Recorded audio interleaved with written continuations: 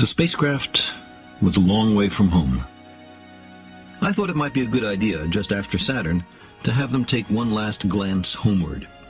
From Saturn, the Earth would appear too small for Voyager to make out any detail. Our planet would be just a point of light, a lonely pixel, hardly distinguishable from the many other points of light Voyager would see, nearby planets, far-off suns. But precisely because of the obscurity of our world thus revealed, such a picture might be worth having. It had been well understood by the scientists and philosophers of classical antiquity that the Earth was a mere point in a vast, encompassing cosmos. But no one had ever seen it as such. Here was our first chance, and perhaps also our last, for decades to come.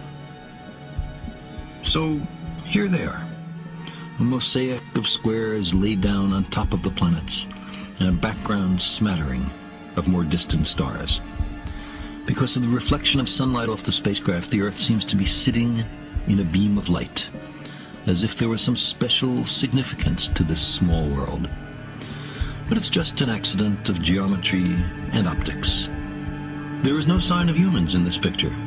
Not our reworking of the Earth's surface, not our machines, not ourselves. From this distant vantage point, the Earth might not seem of any particular interest. But for us, it's different.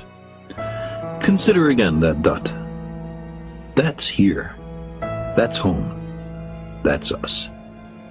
On it, everyone you love, everyone you know, everyone you ever heard of, every human being who ever was, lived out their lives. The aggregate of our joy and suffering, thousands of confident religions, ideologies, and economic doctrines, every hunter and forager, every hero and coward, every creator and destroyer of civilization, every king and peasant, every young couple in love, every mother and father, hopeful child, inventor and explorer, every teacher of morals, every corrupt politician, every superstar, every supreme leader, every saint and sinner in the history of our species lived there, on a mote of dust, suspended in a sunbeam. The Earth is a very small stage in a vast cosmic arena. Think of the rivers of blood spilled by all those generals and emperors, so that in glory and triumph they could become the momentary masters of a fraction of a dot.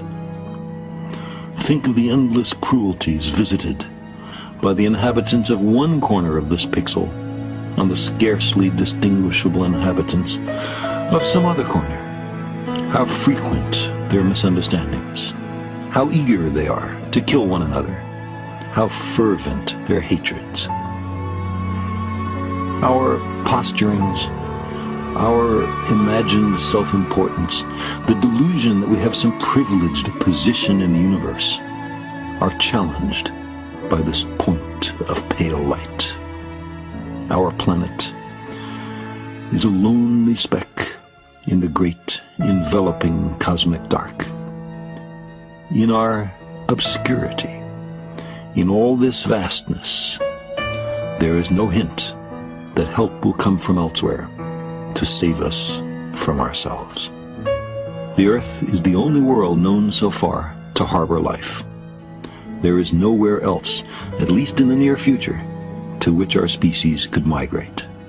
Visit? Yes. Settle? Not yet. Like it or not, for the moment, the Earth is where we make our stand. It has been said that astronomy is a humbling and character-building experience. There is perhaps no better demonstration of the folly of human conceits than this distant image of our tiny world. To me, it underscores our responsibility to deal more kindly with one another and to preserve and cherish the pale blue dot, the only home we've ever known.